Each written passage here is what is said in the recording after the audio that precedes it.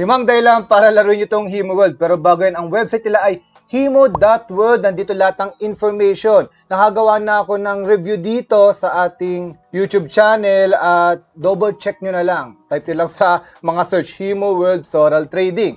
At syempre, yung unang dahilan nito, yung gustong-gusto nyo, rewards. Kung nakatambay kayo sa ating TikTok, sa mga Facebook Reels natin, Instagram Reels, nabanggit ko doon na nanalo ko at kumita ng 15,000 pesos dito last month. At ngayon, kumita na ako ng around 1,000 pesos and on pace na naman para kumita ng 1,500 Himo token. So right now, nasa 1,200 pesos po siya. Yeah, makikita yun sa ELO Ranking Week 3, no? Nandun ako, pang number 8. Ayan. Pero syempre ngayon, nasa top 12 to top 13, which is still, maaari pa rin akong makakuha ng 1,500 Himo tokens. Ngayon, kung di pa kayo kumbinsido dyan, number 2, free to play po ito. Dalawang ways para makapasok dito ng free, guys. Kasi closed beta pa lang siya. Sa open beta, kahit wala ng mga condition, makakapasok kayo. Pero dito sa closed beta, is kailangan nyo munang gawin itong dalawang ito. Number 1, pwede kayo pumunta sa ating Discord channel at basahin nyo yung rules, mag-react kayo kung naintindihan nyo yung rules para magkaroon kayo ng roles. Then, punta kayo dito sa Himo World channel natin at hanapin ito si Azure Strike.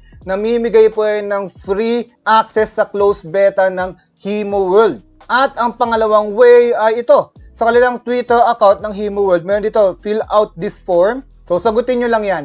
Okay? Dahil hanggang June 15 na lang po yung last chance para sa closed beta nila. Ano ba meron sa closed beta? Yan yung ating number 3 na dahilan kung bakit yung lalaruin to. More rewards. Pero bago yan, hi guys, I'm John aka Sorel. Kung gusto nyo ma-achieve ang freedom of time and money while doing the things you love, katulad natin trading, gaming, NFT reviewing, at kung ano-ano man grind natin sa buhay, huwag nyo kalimutan mag-like, share, subscribe, pati i-hit na rin ang notification bell kasi marami pa akong tips para sa inyo. Kaya, let's go! So, maliban dito sa paparating nilang in-game sub-currency na gold, yung paparating nila na phase 2 ng kanilang closed beta tournament, maaari lang naman kayo manalo ng around 450,000 pesos kung top 1 kayo. Kung top 2 kayo, mga around 130,000.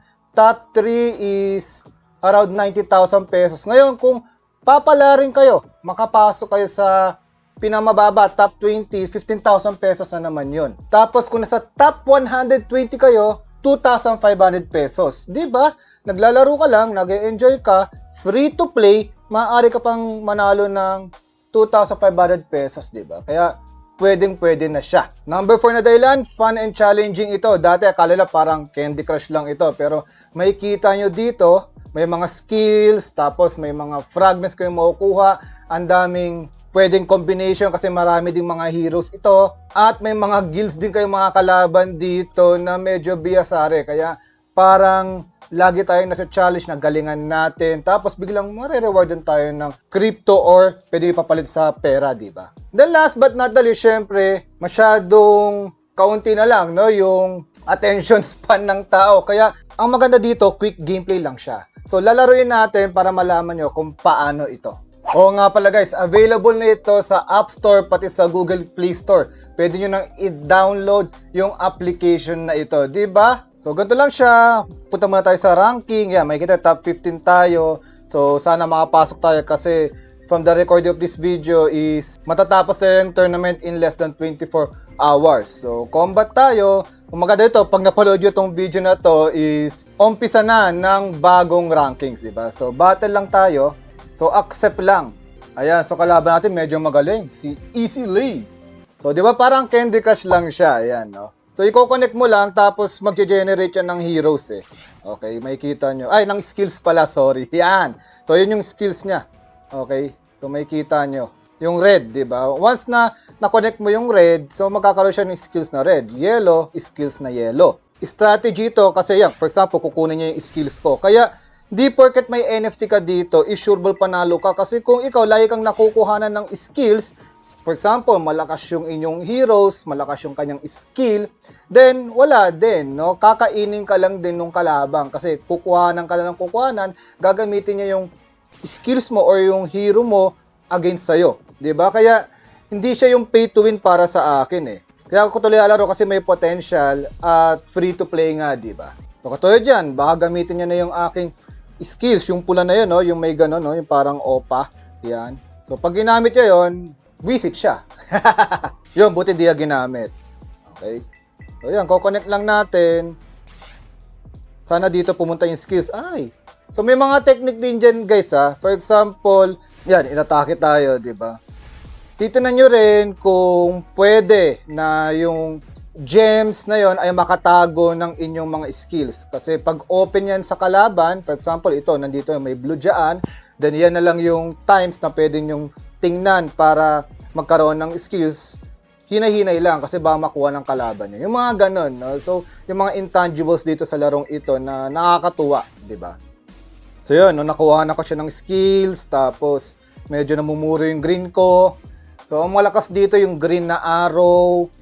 Tapos, ang defensive mode lang dito yung pula pati yellow para sa akin. Then, malakas din yung blue. Okay. So, meron ka lang 30 seconds para mag-isip. If ever di ka nakapag-isip, no, after 30 seconds, wala na. Tira na agad ng kalaban mo.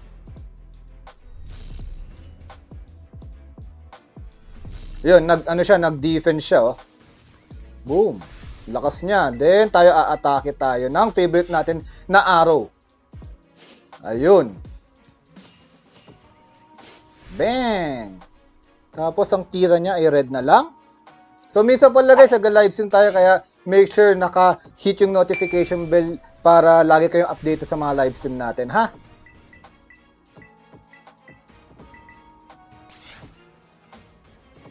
Okay. Boom! Yan, sana manalo tayo para wala nang ulitan sa video.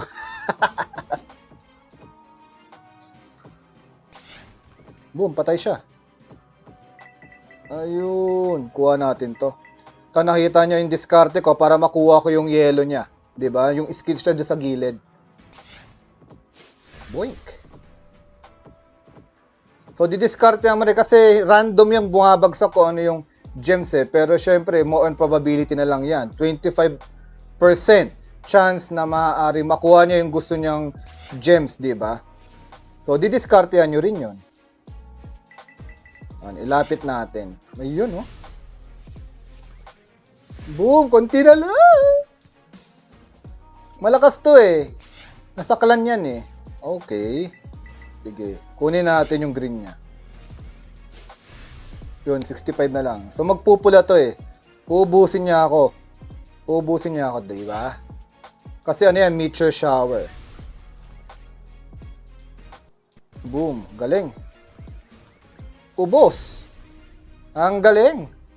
Ang galing niya. Pero, mas magaling tayo. Yan, mag-shield tayo in case lang. Boom. So, wala na to. Sumuko na siya, nakita nyo. Ginawa lang niya yon para matapos na. So, yun. Tapos. Diba yun? Napakabilis lang, diba? Nanalo tayo ng 25 ranking points. Tumaas na tayo yung ranking natin to top 10. Okay, pwede na. Medyo makakabuelo tayo. Gusto ko lang kahit nasa top 20. So, yun lang guys. Free naman siya. Punta lang kayo sa Discord natin or follow nyo yung Twitter nila for more instruction.